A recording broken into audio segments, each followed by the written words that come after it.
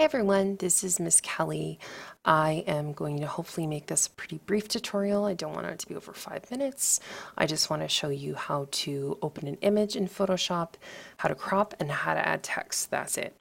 So I'm actually working on my PC at home, so this will look different than your computer at school.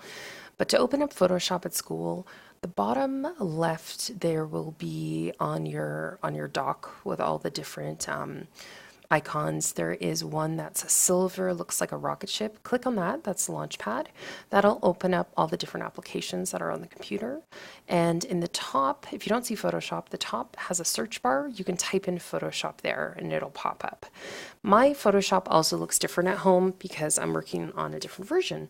So it may look a little different on your computer, but it'll be pretty similar overall. The first thing I want to do is talk about the different things that are on the side here. I'm not going to go, definitely not going to go into all of them, but you'll notice that when I click on one, the top bar changes. So these are different options depending on the tool. The top tool is the move tool. This is one in order to select and move things around.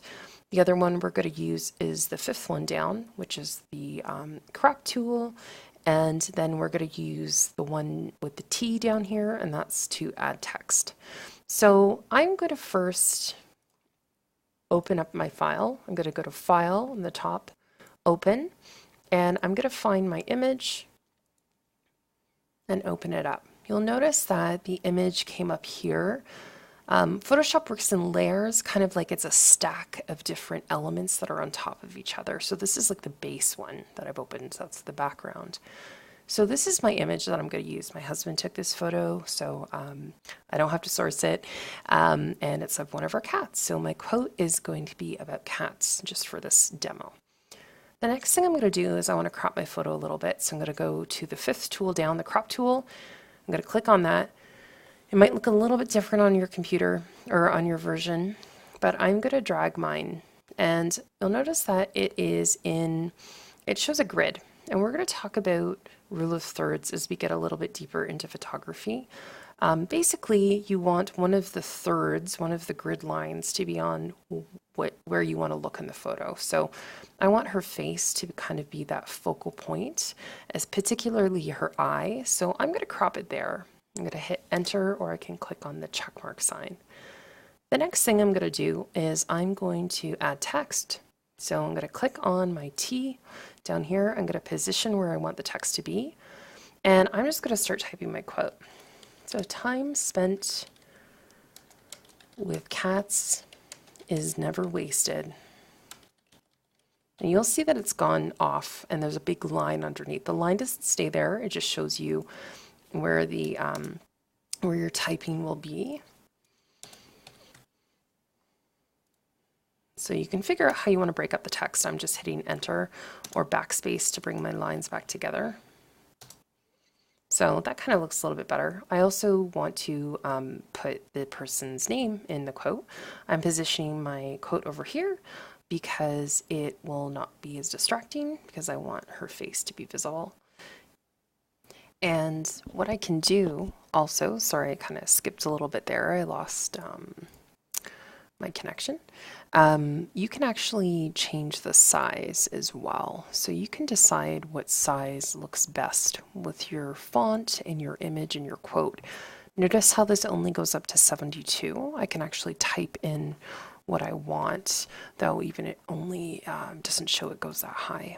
You'll notice also that there's two different options. I can move the cursor, or I can get the arrow back and I can actually move the quote around. This one doesn't give me the option to bold. You'll notice here it's grayed out, which is fine. I'm going to hit enter and change my size. Let's see what it looks like at 40 and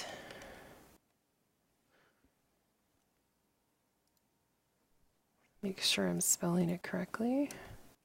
Really important to put in the person's name that made the quotes. And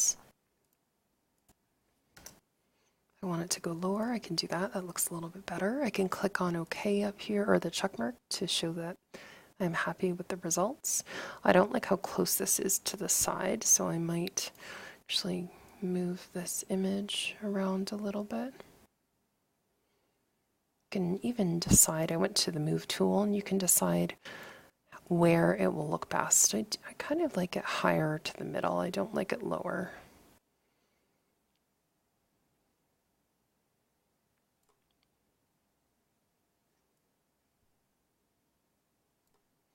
So let's say that's what I want.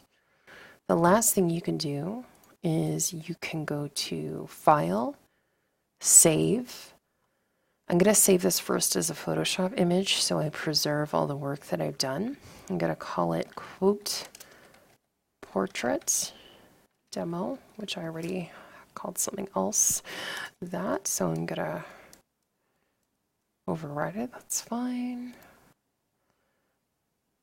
And then I'm going to go to save as, and I'm actually going to save it as a JPEG. And click save. It's going to prompt me to replace. That's fine. Click OK. And then I'm done.